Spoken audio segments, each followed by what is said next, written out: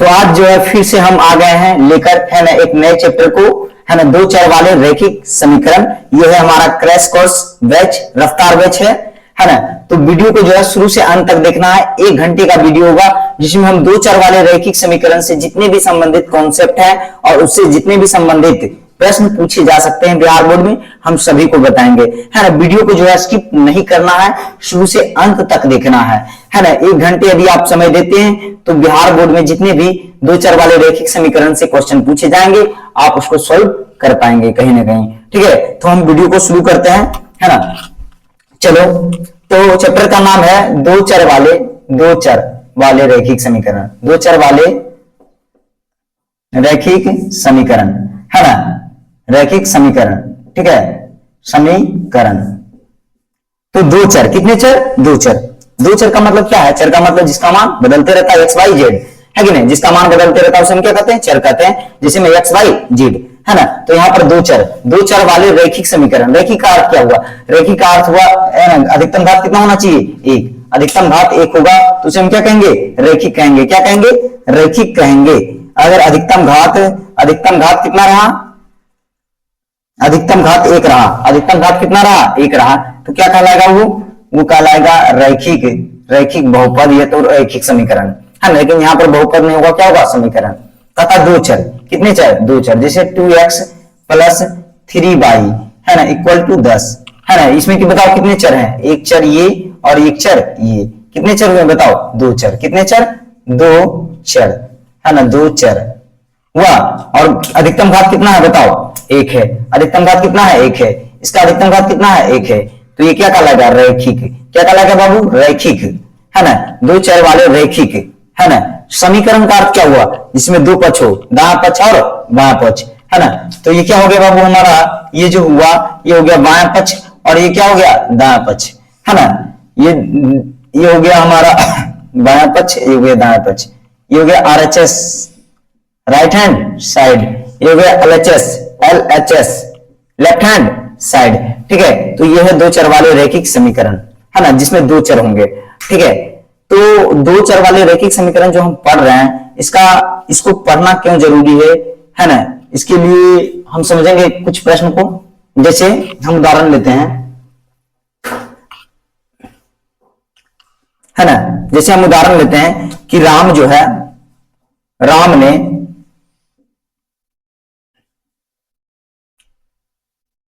2 kg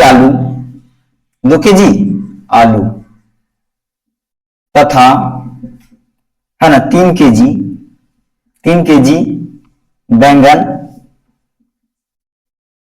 बाजार से खरीदा। बाजार से क्या किया? खरीदा। ठीक है, खरीदा।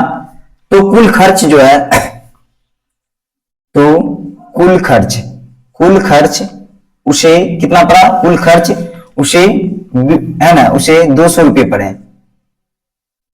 कुल खर्च 200 रुपये हुए, है ना। है, तो अब देखो क्या हो सकता है कि इसको और इसको खरीदने में 200 रुपया खर्च हुआ, है ना। कितना खर्च हुआ? 200 रुपया। ठीक है, तो कहीं ना कहीं आलू खरीदा है 2 kg, तो फिक्स रेट पे खरीदा होगा, नियत रेट पे, है ना। मान लेते हैं कि आलू का मूल्य, है ना, आलू का जो मूल्य है, आलू का मूल्य, है ना, कैसे? प्रति केजी। कैसे बाबू? प्रति केजी, है ना। प्रति केजी कितना है बाबू? X रुपया है। ठीक है, उसी प्रकार से बैगन का जो है रेट है, बैगन का मूल्य प्रति केजी हम मान लेते हैं, प्रति केजी क्या मान लेते हैं बाबू? 22 रुपया। ठीक है, अब बताओ, तुम ही बताओ, चूंकि 1 kg, है ना, 1 kg आलू का मूल्य कितना है बाबू? आलू का मूल्य कितना है बताओ? X रुपया है। तो बताओ 2 kg आलू का मूल्य क्या होगा? चूंकि नियम से 2x होगा। चलो ठीक, उसी प्रकार से चूंकि, है ना, 1 kg बैगन का मूल्य क्या है बाबू? 1 kg बैगन का मूल्य क्या है बताओ? 1 kg बैगन का मूल्य क्या है? 1 kg बैगन का जो मूल्य है वो 22 रुपया है। ठीक उसी प्रकार से, है ना, चूंकि यहां पर लिखेंगे इसलिए 3 kg है ना। 3 kg बैगन का मूल्य क्या होगा? 3 kg बैगन का मूल्य क्या होगा? तो ये हो जाएगा 3y। इसका मतलब 2x और 3y का योग कितना होना चाहिए? ये तो खर्चा है, रुपया है, ये भी रुपया है, और रुपया रुपया जोड़ करके कितना आया 200 रुपया। क्योंकि जब राम बाजार गया तो दो ही चीज पे खर्च किया, एक खर्च किया आलू को खरीदने में और एक खर्च किया बैगन को खरीदने में, है ना। तो आलू के ऊपर जो खर्च हुआ वो 2x रुपया हुआ, है ना। बैगन के ऊपर जो खर्च हुआ वो 3y हुआ, और कुल रुपया 200 खर्च हो ही गया, है ना। तो इसका अर्थ है कि 2x प्लस 3y बराबर 200 है ना। 2x रुपया और 3y रुपया को जोड़कर कितना आ रहा है 200 रुपया आ रहा है। तो हम लिख देते हैं 2x plus 3y equal to 200 रुपया, है ना। और यही हो गया हमारा बन गया समीकरण, है ना। तो क्या इससे हम 1 केजी आलू का मूल्य निकाल सकते हैं? क्या 1 केजी बैगन का मूल्य निकाल सकते हैं? है ना, नहीं निकाल सकते हैं, बिल्कुल भी नहीं निकाल सकते हैं। हाँ, यदि हम मान लें कि आलू जो है x के जगह पर हम मान लें कि आलू जो है 2 रुपया केजी दिया हुआ, है ना, तो फिर बैगन का भी मालूम चल जाएगा, है ना। यदि हम मान ले बैगन को कि 3 रुपया है, रख दे कुछ भी मान, है ना।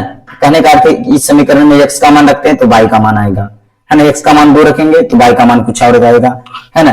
x का मान 3 रखेंगे तो y का मान कुछ और आएगा, है ना। x का मान हम 4 रखते हैं तो y का मान कुछ और आएगा, है ना। अब हम थोड़ा सा समीकरण को समझ लेते हैं, है ना। हालांकि ये जो चैप्टर का नाम है 2 चर वाले रैखिक समीकरण नहीं है, क्या है 2 चर वाले रैखिक समीकरण का युग्म, जोड़ा, है ना। जोड़ा को हम बाद में समझेंगे, पहले 2 चर वाले रैखिक समीकरण को हम समझते हैं, ठीक है। हमने तो समीकरण बना लिया क्वेश्चन से, प्रश्न से, है ना। इसके क्या फायदे हैं हम बताते हैं, चलो ठीक है। और कैसे क्वेश्चन बनते हैं, किस प्रकार के क्वेश्चन बनते हैं।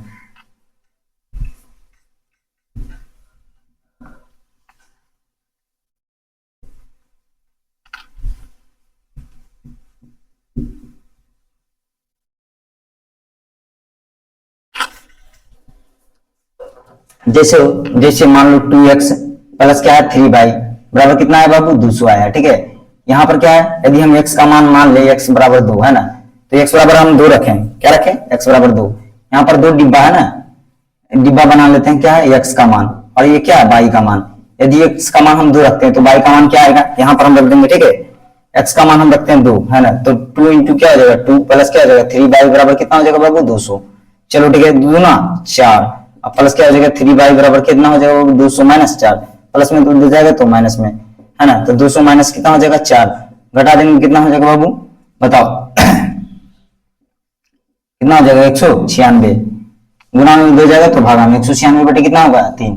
ये याद रखना है कि x का वही मान लेना है जिससे कि y का मान बटी में ना आए, है ना। थोड़ा सा बटी में आने के बाद क्या होता है कठिनाई हो जाता है थोड़ा सा, है कि नहीं। तो ये क्या हुआ एक चर वाले रैखिक समीकरण, और इसको हम चाहेंगे तो x और y निर्देशांक ज्यामिति, है ना, निर्देशांक पर हम दर्शा सकते हैं, है ना। इसको हम x मान लेंगे, इसको क्या मान लेंगे y मान लेंगे। निर्देशांक ज्यामिति आप लोग पढ़ चुके होंगे कहीं कहीं थोड़ा बहुत, है ना। तो इस प्रकार से हो गया, ये हो गया एक चर वाले रैखिक समीकरण, है ना। और उसके बाद हम बात करते हैं युग्म की। युग्म मतलब क्या हो गया जोड़ा, है ना। युग्म मतलब क्या हो गया जोड़ा, युग्म युग्म, है ना, जोड़ा, ठीक है। 2 चर वाले रैखिक समीकरण का युग्म। तो युग्म को हम समझने का प्रयास करते हैं।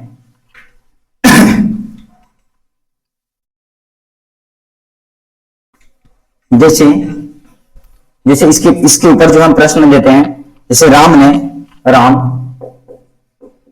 बाजार गया, उसने, है ना, 2 केजी आलू तथा 3 केजी, है ना, 3 केजी बैगन खरीदा, है ना, खरीदा, जिसका कुल खर्च, है ना, जिसका कुल खर्च कितना है बाबू, तो कुल खर्च जो है वो 100 रुपये है, 100 रुपया है, ठीक है। और फिर से वह जो है फिर से राम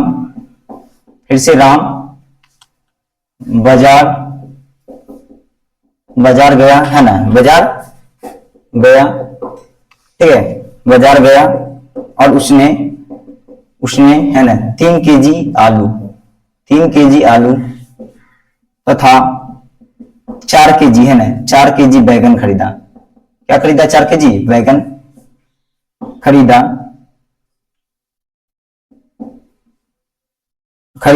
जिसका कुल खर्च, है ना, जिसका कुल खर्च कुल खर्च कितना है बाबू, कुल खर्च जो है वो मान लेते हैं 150 रुपया है, 150 रुपया है।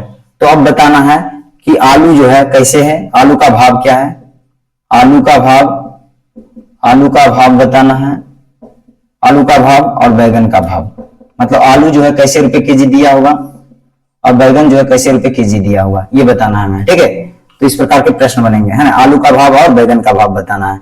चलो प्रश्न जो कर रहा है उसी पर हम आधारित, है ना, समझाने का प्रयास करेंगे। चलो ठीक से दिखाई दे रहा ना। तो राम बाजार गया, उसने कितना खरीदा बाबू, 2 केजी आलू और 3 केजी बैगन खरीदा। कुल खर्च कितना है बाबू, 100 रुपया है। चलो ठीक है, एक बार हम पहली बार यहाँ से यहाँ तक क्वेश्चन को डिवाइड कर देते हैं। ये क्वेश्चन एक समीकरण को बनाएगा, है ना, और उसके बाद जो है दूसरे समीकरण को बनाएगा, ठीक है। तो सबसे पहले हम क्या मानेंगे कि माना, है क्या लिखेंगे बाबू, माना कि आलू का मूल्य क्या बाबू, x रुपये प्रति केजी, है ना, x रुपये प्रति केजी, ऐसे लिख देते हैं प्रति केजी, इसका मतलब क्या था, प्रति, है ना। चलो ठीक है, उसी प्रकार से हम लिख लेंगे बैगन का मूल्य क्या लिख देंगे बाबू, 22 रुपये प्रति केजी, 22 रुपये प्रति केजी, ठीक है, केजी।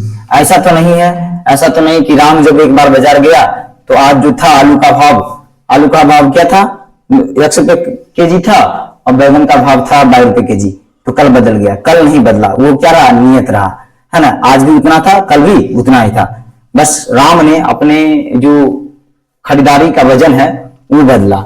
जैसे आज कितना खरीदा, 2 केजी आलू खरीदा, लेकिन दूसरे दिन कितना केजी आलू खरीदा, 3 केजी, है ना, तो ये चीजें बदला है, ठीक है। तो हम क्या लिखेंगे बाबू, जब देखो 1 केजी आलू का मूल्य 100 रुपया है, तो बताओ 2 केजी आलू का मूल्य कितना होगा, 2x होगा, जाहिर सी बात है, रुपया में आ रहा है, 2x रुपया है। अब बताओ, तुम्हें बताओ उसके बाद कि जब 1 केजी बैगन का मूल्य 22 रुपया है, तो 3 केजी बैगन का मूल्य क्या होगा, बताओ, 3x होगा, 3y होगा, और कुल खर्च कितना है बाबू, तो इसी के ऊपर खर्च और इसके ऊपर खर्च करके कुल कितना खर्च हुआ, 100 रुपया। तो यही तो हुआ, इसके ऊपर जो खर्च आ रहा है 2x और इसके ऊपर जो खर्च आ रहा है 3x, तो किसके बराबर होगा, 100 रुपये के बराबर होगा। चलो पहला समीकरण होगा, ठीक उसी प्रकार से, है ना, फिर से ये तो भाव नियत रहेगा, क्या बोले थे भाव। अब दूसरे दिन फिर से, है ना, फिर से राम बाजार गया बाबू, है ना, गया और उसने क्या खरीदा, 3 केजी आलू खरीदा, 3 केजी आलू खरीदा। तो 3 केजी आलू खरीदा बाबू, तो 1 केजी आलू का मूल्य कितना है, 1 रुपया, तो 3 केजी की कितना हो जाएगा, 3x, है ना। चलो अब बताओ इसके ऊपर जो खर्च हुआ यहाँ हम लिख दिए। अब कहता है 4 केजी बैगन खरीदा, तो बैगन का मूल्य कितना है बताओ, 22 रुपया, 1 केजी बैगन का मूल्य कितना है, 22 रुपया, तो 4 केजी बैगन का मूल्य क्या होगा, 4y, है ना, 4y। अब कुल खर्चा कितना हुआ, 150 रुपया। तो क्या बना, समीकरण 1 और समीकरण क्या बच गया, 2। अब हमारे पास 2 समीकरण बने हैं, इसी को हम कहते हैं 2 चर। कितने चर, x y, 2 चर वाले रैखिक का मतलब अधिकतम घात 1, है ना। समीकरण मतलब LHS और RHS, ठीक है, ये हो गया LHS और ये हो गया RHS, ठीक है। और 2 चर वाले रैखिक समीकरण का युग्म मतलब जोड़ा, है ना, जोड़ा, ये दोनों एक दूसरे का क्या है, जोड़ा है, क्योंकि एक ही कहानी का है ना, ये पूरा थी है, मरहम है, एक ही कहानी का है ना, ये संक्षिप्त रूप है। चलो ठीक है, तो इसको हम क्या करते हैं, मिटा देते हैं, उसके बाद हम समझाने का प्रयास करते हैं कि 2 चर वाले रैखिक समीकरण के युग्म को जानना क्यों जरूरी है ना, इसका क्या उपयोग है।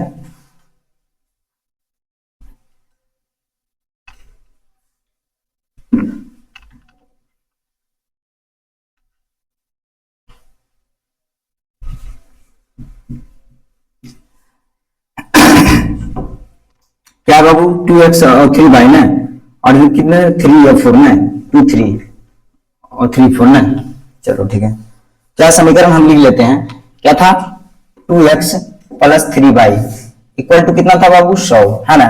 फिर क्या था, 3x plus 4y equal to कितना था बाबू, 150, है ना। समीकरण ये 1 और समीकरण ये 2, है ना। अब इसको हम क्यों पढ़ते हैं, इसको हम क्या पढ़ते हैं, सबसे पहले 2 चर वाले रैखिक समीकरण का युग्म का जो व्यापक रूप होगा वो ये होगा, है ना। इसका व्यापक रूप क्या हो जाएगा बाबू, इसका व्यापक रूप होगा ax plus by plus c equal to 0, है ना।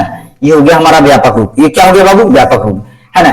तो कई बार प्रश्न पूछे जा सकते हैं बेसिक रूप में कि 2x, है ना, प्लस 3y है ना माइनस 5 इक्वल टू 0 है ना 3x माइनस 4y है ना प्लस 6 इक्वल टू 0 है ना। उसके बाद रह सकता है कि 3x plus 9y plus 7 equal to 0। इसमें बताना तुमको a का मान, b का मान और c का मान। a का मान कौन होगा तो x का गुणांक a का मान होगा, b का मान कौन होगा y का गुणांक होगा, और c क्या होंगे बाबू अचर पद होंगे। ठीक है, c क्या होंगे अचर पद होंगे। चलो ठीक है, और a not equal to 0, b not equal to 0, मतलब a और b के बराबर 0 नहीं होना चाहिए। ठीक है, c 0 हो सकता है, कोई दिक्कत नहीं है। चलो तो इस प्रकार के प्रश्न बन सकते हैं। चलो यहाँ पर हम देखेंगे कि हमारा ये क्या है बाबू 2x प्लस 3y बराबर 100 है। यहाँ क्या है ax 3x plus 4y equal to कितना बाबू 150 है ना। तो क्या इसके उभयनिष्ठ हल होंगे? उभयनिष्ठ हल क्या हो सकते हैं, क्या संभव हो सकते हैं जो इस दोनों समीकरण को क्या कर सकता है, संतुष्ट कर सकता है। जैसे हम तुमको एक एग्जांपल बताते हैं, जैसे हम एक समीकरण लेते हैं, एक समीकरण लेते हैं, मान लिया जाए 2x प्लस 3y बराबर 10। ठीक है, हम यहां पर ले लेते हैं, कितना ले लेते हैं बाबू 8 ना लेकर के हम कितना ले लेते हैं, 8 ना लेकर के हम 5 ले लेते हैं। ठीक है, x का मान कितना ले लेते हैं 5। चलो तो कितना हो जाएगा 2 इंटू कितना हो जाएगा 5 प्लस 3y इक्वल टू कितना हो गया 10, 10 प्लस कितना हो गया 3y इक्वल टू क्या हो गया 10, प्लस में तो उधर जाएगा तो माइनस में, 3 बराबर क्या हो जाएगा 10 माइनस 10 है ना। 3y बराबर क्या हो जाएगा बाबू 0, और y बराबर क्या हो जाएगा फिर, तो बताओ y बराबर भी 0 है ना। तो x का मान कितना है बताओ, x का मान है 5 और y का मान 0 है ना। x का मान क्या है बाबू 5 और y का मान क्या है 0 है ना।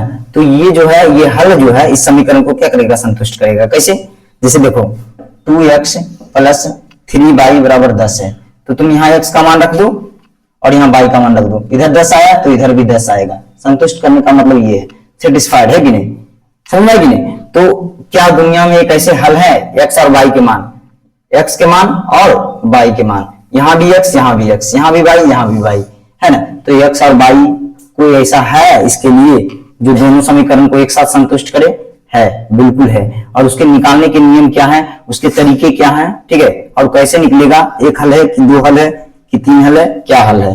ठीक है सबसे पहले देखो यहाँ पर क्या है बाबू, यहाँ पर जो आया हमारे पास 2x प्लस क्या था 3y बराबर 10 था। ठीक है, इसके हमने हल माना x का मान 5, तो y का मान क्या है 0 आया, एक हल। ठीक है, उसी प्रकार से हम ले लेंगे x का मान ले लेंगे 4 है कि नहीं, 4 ले लेंगे। ठीक है, 4 गुना 8 प्लस में तो उधर जाएगा तो माइनस में है ना। 8 ना लेकर के हम कुछ और लेते हैं, 3 गुना 6 4 अच्छा ये भी नहीं ले सकते हैं, कितना ले सकते हैं 1 ले लेते हैं, घटाएंगे तो ये भी नहीं लेते हैं। चलो ठीक है 2 हो गया, माइनस 2 लेते हैं तो माइनस माइनस प्लस 10 14 15 आना चाहिए ना, 15 ये तो कितना आना चाहिए, 3 का पहाड़ हम कितना था, 3 का 3 6 3 9 3 12 3 15 3 18 नहीं 18 6 ले सकते हैं, 6 ले लेंगे और क्या हो जाएगा बाबू प्लस में तो उधर जाएगा तो -6 लेते हैं हम, कितना लेते हैं -6, x का मान लेते हैं -6, तो y का मान क्या आएगा 6 दूना 18 -18 प्लस कितना हो जाएगा 3y बराबर कितना हो जाएगा बाबू 6 दूना 12 हो गया, 12 भी 22 नहीं, अच्छा 18 हमको लाना 8 लाना ना, तो -4 ले सकते हैं, -4 ले लिए। अब माइनस में तो उधर जाएगा तो किस में जाएगा बाबू प्लस में, किसमें जाएगा प्लस में, माइनस हम 4 ले लेते हैं, कितना लेते हैं -4।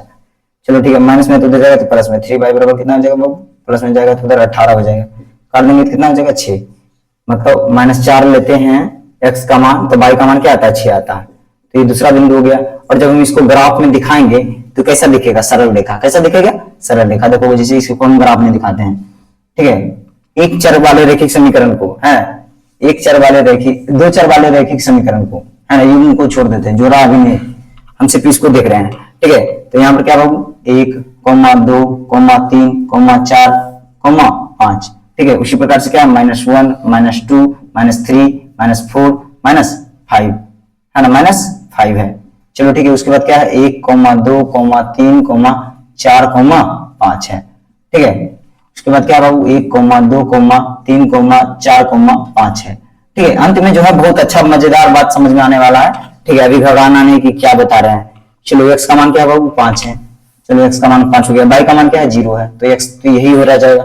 चलो अभी क्या है -4 है और क्या है बाबू 6 है, -4 और क्या है 6 है, x ये हो गया 6 कहाँ जाएगा ऊपर की ओर जाएगा, है ना, यहाँ जाएगा, यहाँ इस और इस ओर, तो ये बिंदु हो गया और इस बिंदु को और इस बिंदु को मिला देंगे तो क्या बनेगा, एक सरल रेखा बनेगा, है ना।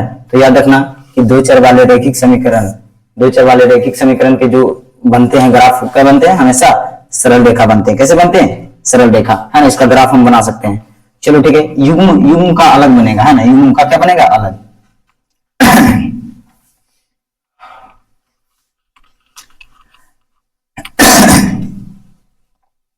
युग्म का अलग बनेगा। हमारे पास क्या है, दो चर वाले रैखिक समीकरण का युग्म है, दो चर वाले रैखिक समीकरण के क्या है, युग्म है ना, दो चर वाले रैखिक समीकरण के क्या है, युग्म है। 2x प्लस 3y बराबर कितना है बाबू, 150, है ना। 3x प्लस 4y बराबर कितना है बाबू, यहाँ 100 है ना, और यहाँ क्या है 150 है। चलो ठीक है, ये समीकरण है। तो क्या इसके कोई हल है, कोई हल है या नहीं है, तो इसके जो हल निकालने के हैं वो 3 विधि हैं, है ना। याद रखना कि दो चर वाले रैखिक समीकरण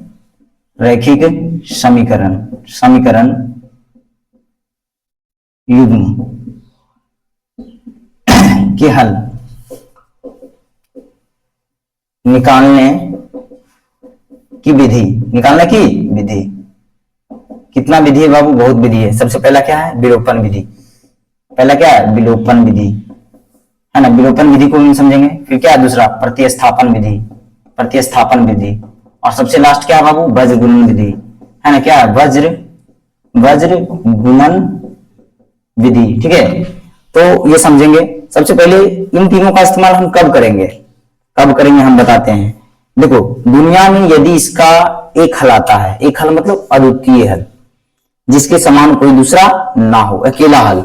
जैसे मान लो कि इस दोनों समीकरण के लिए आ गया x का मान 5 और y का मान आ गया 6, ठीक है, मान लेते हैं आ गया, ठीक है, और यहां पर रखें x का मान 5 और यहां पर y की जगह पर रखे 6, तो इधर भी आ गया 100, ठीक है। हालांकि ऐसा होगा नहीं, जरूरी नहीं कि यही आएगा मान, ठीक है। यहां पर रखे 5 और यहां पर क्या रखे बाबू 6, तो इधर था 150 तो इधर भी हो गया 150, समझ में आया बात। तो इसका मतलब ये हुआ कि एक ऐसा हल जो इस दोनों समीकरण को क्या करे, संतुष्ट करे, सेटिस्फाइड करे, ठीक है, क्या करे, सेटिस्फाइड करे, संतुष्ट करे, ठीक है। तो कब ऐसा होगा, मतलब इसकी कब ऐसे होंगे, जब इसके एक हल होंगे, तो उसका शर्त है ना। अब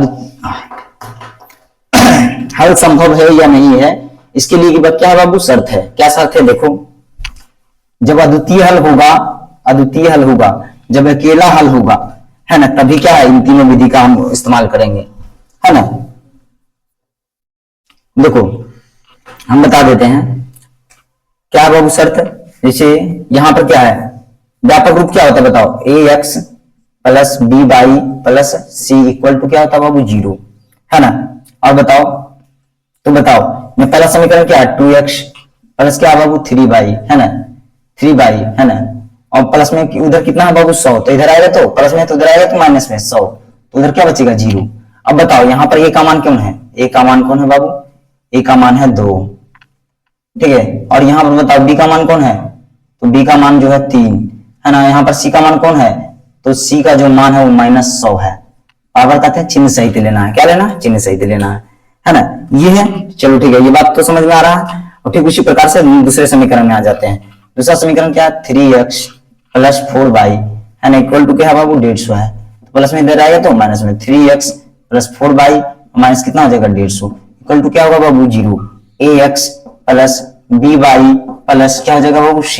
अब बताओ इसमें a का मान कितना है 3, b का मान क्या है बाबू 4, c का मान क्या है बाबू -15, -150, कितना है -150, है ना। और इसी में इसका राज छिपा हुआ है कि एक हल होगा या दो हल होगा या तीन हल होंगे, है ना, एक हल होंगे या दो हल होंगे या फिर तीन हल होंगे, ठीक है।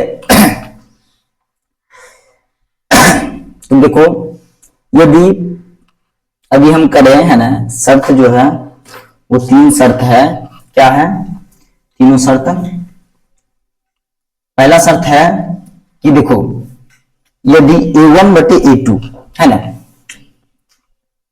पहला समीकरण जो है उसको मान लेते a1, A1 B1 और C1, और दूसरे समीकरण का जो ए है उसको मानते हैं 2, इसको मानते हैं 2, इसको मानते हैं 2, है ना। मतलब हमारे पास दो समीकरण होता है, कौन होता है ax plus b y plus c equal to 0, है ना। एक समीकरण किसमें, युग्म में, किसमें बाबू, युग्म में। फिर दूसरा समीकरण होता है a2x plus b2y plus c2, है ना, इक्वल टू 0। तो हमें देखना है, इसको 1 नाम दे देंगे। तो हमें कहता है कि ये जो तीन विधि है, तीन विधि कहते हैं, चेक करने की जो विधि है कि कितने हल होंगे, एक हल होंगे, दो हल होंगे, तीन हल होंगे, है ना। एक हल होंगे, दो हल होंगे, तीन हल होंगे। उसको चेक करने की जो विधि है वो है कुछ इस प्रकार से है कि a1 बटे a2, है ना, a1 बटे a2 मतलब e बटे e की है। a का मान क्या है, 1 का मान, उसको रख दो ऊपर, है ना। a2 का मान क्या है, उसको रख दो नीचे, और नोट इक्वल टू क्या होना चाहिए, b1 बटे b2, है ना। a1 बटे a2 note equal to b1 बटे b2। मतलब देखो, यदि हम यहां पर करते हैं बाबू, यहां पर क्या है, 2 है, चलो ठीक है 2 है, 2 लिख देते हैं। a1 का मान कितना है, 2 है। a2 का मान कितना है बाबू, बताओ, 3 है, तो 3 रख देते हैं। क्या बराबर है, b1 का मान कितना है बाबू, b1 का मान कितना है, 3 है।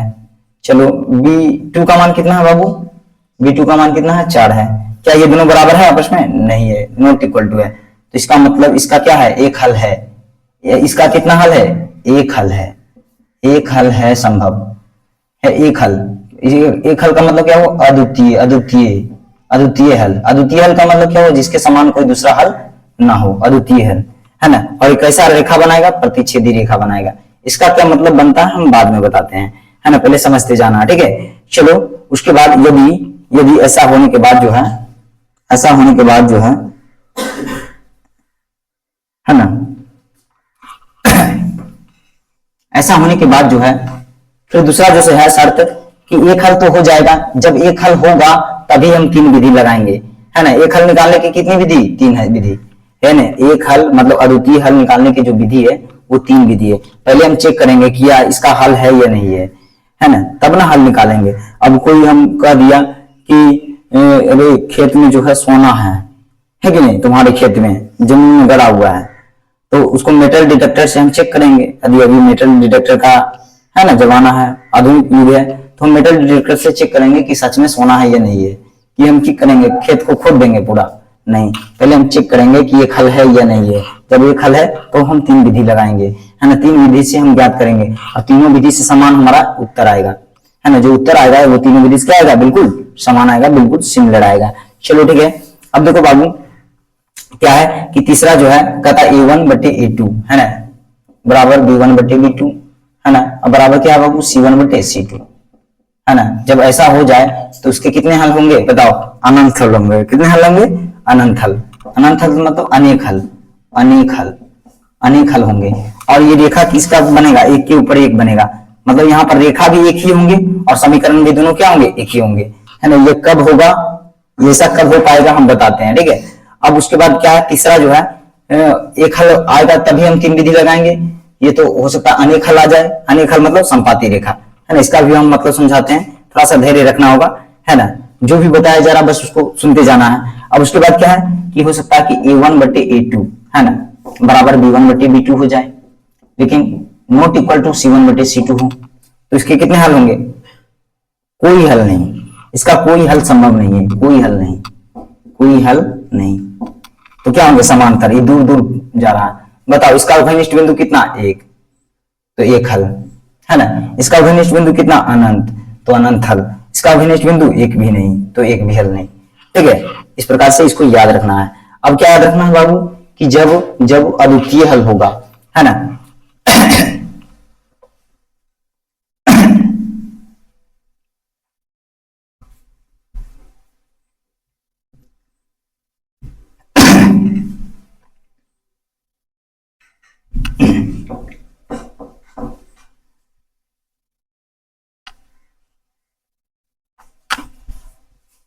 है ना।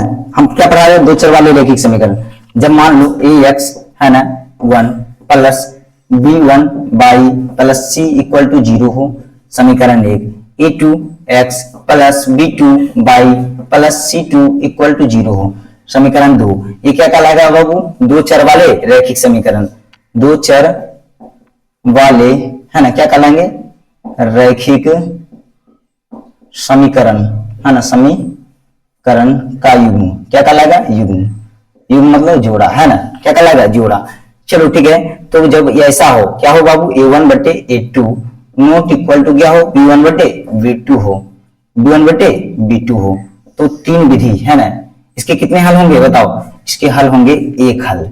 कितने हल? एक हल, है ना, मतलब अद्वितीय हल, अद्वितीय हल। ठीक है, इसको हम एग्जांपल देके भी समझाएंगे, अद्वितीय हल। और एक हल और अद्वितीय हल निकालने के कितने विधि हैं? तो वो तीन विधि हैं। सबसे पहला क्या है बाबू? विलोपन, है ना, विलोपन विधि, है ना, विलोपन विधि। ठीक है, विलोपन विधि। ठीक है, और दूसरा क्या है? प्रतिस्थापन, ये तो हम इसको कहते हैं विस्थापन, है ना, प्रतिस्थापन विधि, है ना, प्रतिस्थापन विधि। ठीक है, प्रतिस्थापन विधि। और क्या है बाबू? प्रतिस्थापन विधि। और क्या है अंत में? वज्र गुणन विधि, है ना, वज्र गुणन विधि, वज्र गुणन विधि। ठीक है, वज्र गुणन विधि, ये तीन विधि है। चलो ठीक है, हमारे पास एक समीकरण है, उसको हम सॉल्व करते हैं। समीकरण हम क्या बनाए थे? हमें याद है ना, समीकरण था 2x। समीकरण क्या था बाबू? 2x, है ना, प्लस 3y बराबर क्या था बाबू? 150। सौ था ना, सौ था। चलो ठीक है, 3x plus 4y equal to कितना था बाबू? 150 था। ये समीकरण कितना है? 1 है। ये क्या है? समीकरण 2 है।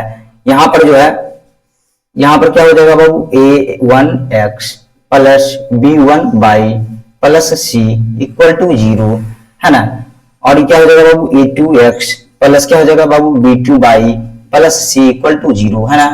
तो यहाँ पर a और b का मान क्या होगा बताओ? a का मान क्या है बताओ? यहाँ पर 2 है, a1 का मान कितना है बताओ? 2 है, तो a1 का मान 2 ऊपर रखते हैं। चलो ठीक है, b1 का मान कितना है? 3 है, तो 3 को नीचे रखते हैं। बताओ उसके बाद क्या है बाबू? b1 का मान कितना है? 3 है, और c1 का b2 का मान कितना है? 4 है। क्या ये दोनों बराबर है आपस में? नहीं है बराबर। अब जब नहीं बराबर है तो उसके कितने हल होंगे? एक हल होंगे। कितने हल होंगे? एक हल होंगे। किस समीकरण के? ये दोनों समीकरण के, है ना, एक हल संभव है, एक हल संभव है। तो इसके पास कितने विधि है निकालने के? तीन विधि है। कौन विधि है? तीन विधि। और तीन विधि में से सबसे पहला जो विधि है हम समझाते हैं प्रतिस्थापन, है ना। कौन सा विधि? प्रतिस्थापन विधि, है ना। पहले हम समझाते हैं प्रतिस्थापन विधि, है ना। ये थोड़ा सा ज्यादा मुश्किल है, तो इसी को हम पहले कवर करते हैं, प्रतिस्थापन विधि, है ना। तो प्रतिस्थापन विधि किस प्रकार से बनता है इसको हम अब बताएंगे। ठीक है, चलो इसको मिटा देते हैं।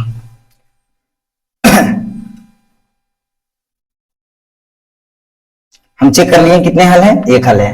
कितना हल है? एक हल है, एक हल है। समीकरण क्या था मेरा?